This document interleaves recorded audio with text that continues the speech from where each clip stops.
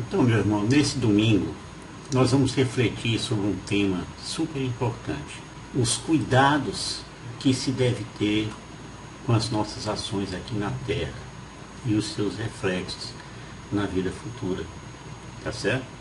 Vamos falar da saga do Epulão e do mendigo Lázaro.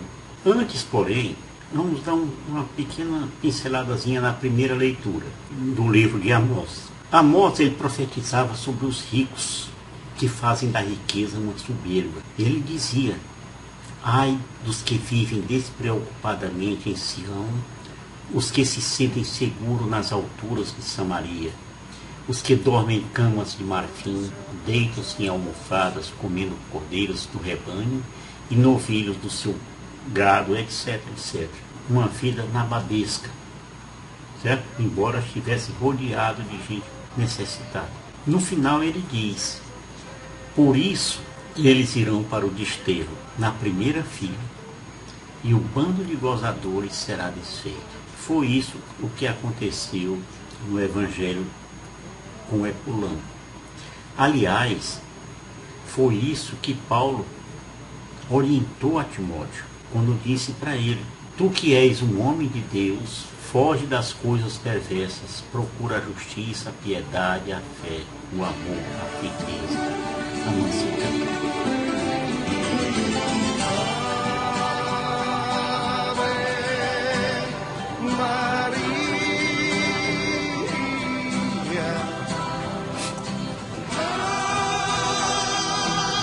Vamos falar aqui do Evangelho.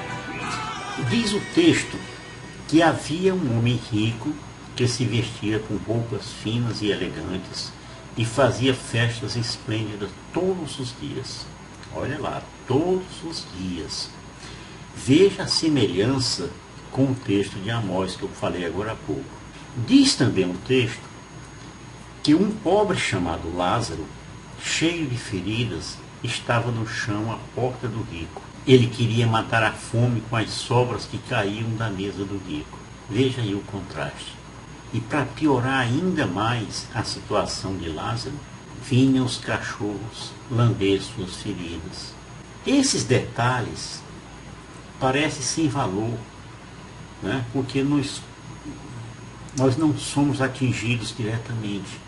Ou então porque às vezes agimos como esse rico. Mas sejamos sinceros. Quantas vezes nós jogamos no lixo aquilo que sobra de nossas refeições? Tudo bem que nós não somos, assim, vamos dizer, obrigados a trazer estranho para nossa casa e tal. E se há tantas sobras, por que não prevenir e fazer uma cesta, né, para o necessitado, aquele negócio todo? As sobras que caíam da mesa do rico não eram propriamente carnes ou peixes, pedacinhos de peixe, e sim os pedaços de pães usados para limpar os dedos, né, e os lábios da gordura. Ele pegava lá um pedacinho e tal, aquilo ficava uma gordura, ele pegava um pedacinho de pão e passava lá para limpar os dedos ou os lábios, tá certo? Depois que eles faziam essa limpeza dos lábios ou dos dedos, eles pegavam aquele bolinho aí de pão misturado com a gordura da limpeza, né, e jogavam para o Lázaro. E o Lázaro apanhava aquilo ali e comia, porque era só o que tinha. Pois bem, a esmola é um bônus para entrar no reino dos céus. Deus vê na esmola uma manifestação de amor e justiça, um ato de caridade e de misericórdia que fortalece a fé e atrai bênçãos também. Deus deseja que a caridade seja feita com o coração puro, em segredo e sem buscar uma glória humana. No judaísmo, esse ato da esmola é chamado de tzedakah, e ela tem um sentido mais amplo ainda de justiça social e solidariedade. Você lembra que Jesus disse: quando, pois, dás esmolas, não toques a trombeta diante de ti, como fazem os hipócritas nas sinagogas e nas ruas, para serem louvados pelos homens. Em verdade vos digo, já receberam a sua recompensa. Quando deres esmola, que a tua mão esquerda não saiba o que fez a direita, assim a tua esmola se fará em segredo, e teu pai, que veio escondido, recompensar-te-á. Então, voltando aqui.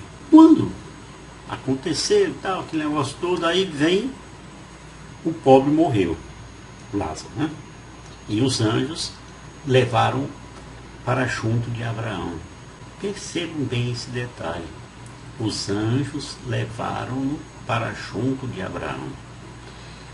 E lá no mesmo tempo o rico também morreu. E o rico foi sepultado. Vejam aí a diferença.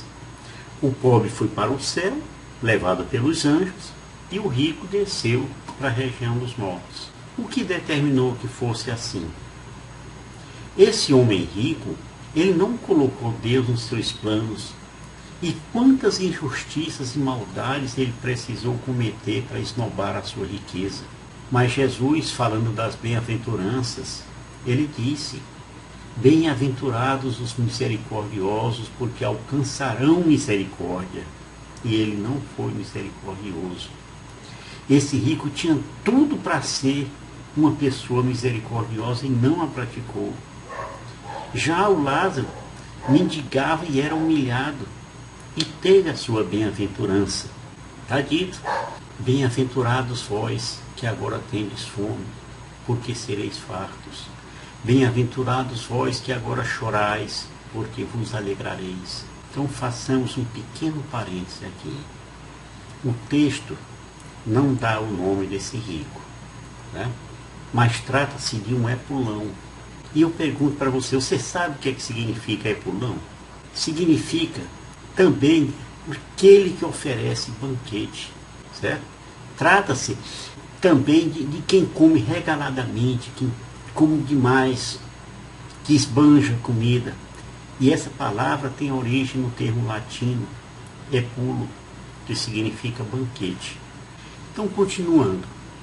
Diz o texto que na região dos mortos, no meio dos tormentos, o rico levantou os olhos e viu de longe Abraão com Lázaro ao seu lado.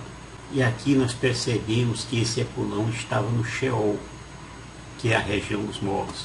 Dizem, né, que é um lugar tenebroso, quente, escuro, cheio de terror. Era muitíssimo diferente do lugar que ocupava na terra antes dele morrer. Vivia no palacete e agora está no Sheol. Pois bem, lá nesse inferno, entre aspas, ele olhava para o céu e via Lázaro, o pobre, coitado e doente de quem ele zombava e negava comida, quando ele estava lá no bem bom dele, né? E aí o Lázaro estava lá no colo de Abraão, com uma temperaturazinha agradável. E aí o rico, sem compreender direito essa inversão de tratamento, gritou: Pai Abraão, tem de piedade de mim. Manda Lázaro molhar a ponta do dedo para me refrescar a língua, porque sofro muito nessas chamas. Esse rapaz, ele não ia aprender mesmo nunca. Ainda via Lázaro como sendo uma pessoa inferior e que deveria servi-lo eternamente. Não se tocou de nada. Manda Lázaro, né, molhar a ponta do dedo para me refrescar a minha língua. Oxe, perceberam esse detalhe? Mas por que será que esse epulão dirigiu-se ao pai Abraão e não a Deus? O seio de Abraão, nesta parábola, representa um lugar de descanso, um paraíso. Foi para lá que os anjos levaram Lázaro. E foi lá que o rico viu o pobre a quem ele negava comida. E as coisas são assim. Temos sempre que pensar nas consequências de nossos atos e das nossas ações e caridades. Vocês lembram do jovem rico? Ele lá, doido para ir para o céu, e Jesus diz para ele: se queres ser perfeito, vai, vende teus bens, dá aos pobres, e terás um tesouro no céu. Depois vem, segue. Aí diz lá que, ouvindo essas palavras, o jovem foi embora muito triste, né? Porque possuía muitos bens. Mas voltando aqui para o evangelho de hoje. Abraão respondeu ao epulão: filho, lembra-te de que tu recebeste teus bens durante a vida, e Lázaro, por sua vez, os males. E aqui, novamente, eu relembro do jovem rico e da advertência de Jesus. Jesus disse, em um determinado momento, buscar em primeiro lugar o reino de Deus e a sua justiça.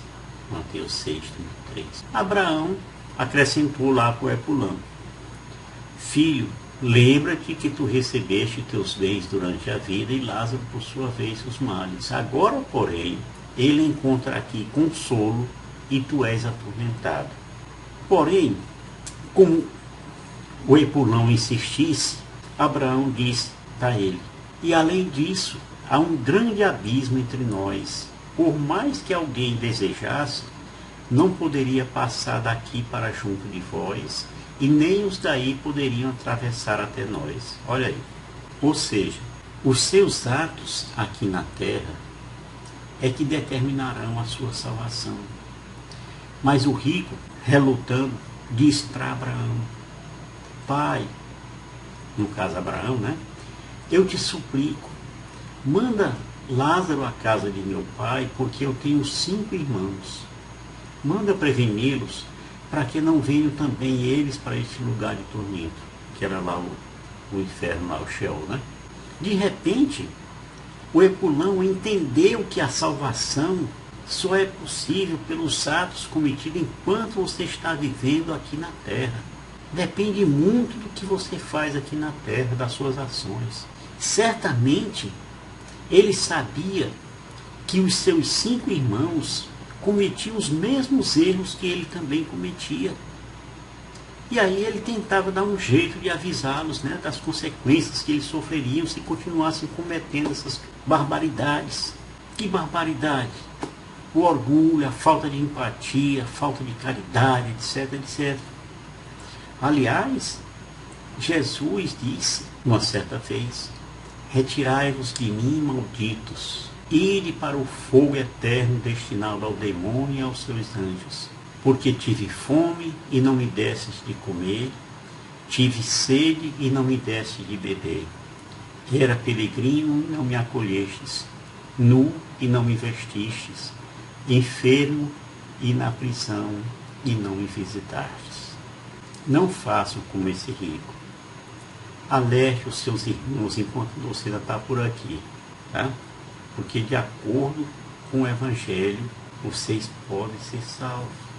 Foi exatamente isso que Abraão disse a ele. Eles têm Moisés e os profetas, que os escutem, dizendo para os irmãos dele lá, né, do rico.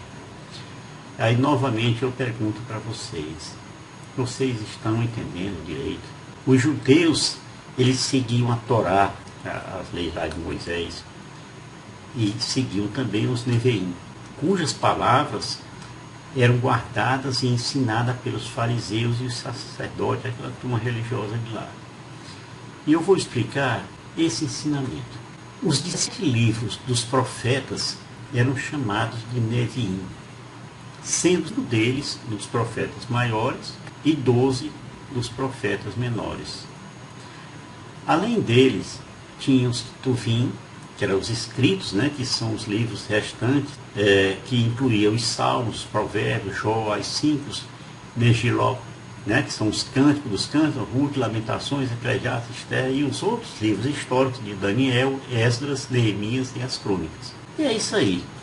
Abraão disse que os 5 irmãos desse rico procurassem lá essa turma, que tinham tanto zelo pela lei, procurassem lá para livrar eles, para saber como é que eles ganhariam a vida eterna. Então o Epulão insistiu finalmente: não, pai Abraão, mas se um dos mortos for até eles, certamente vão se converter. Aí então Abraão, uma paciência daquelas, né, disse para esse rico: se eles não escutam a Moisés nem aos profetas, eles não acreditarão, mesmo que alguém ressuscite dos mortos. No caso seria Jesus, né? E no caso ele queria que o Lázaro viesse para avisar, né? Depois dessa, o rico se deu por vencido, ficou lá vendo Lázaro no céu e tal, aquela mordomia toda, e ele ficou no inferno, num calor arretado, né? Que é para aprender a ser gente. Essa liturgia traz esses ensinamentos. Você tem toda a condição de ajudar naquilo que estiver conforme as suas posses. Você não precisa passar fome para dar para ninguém, não.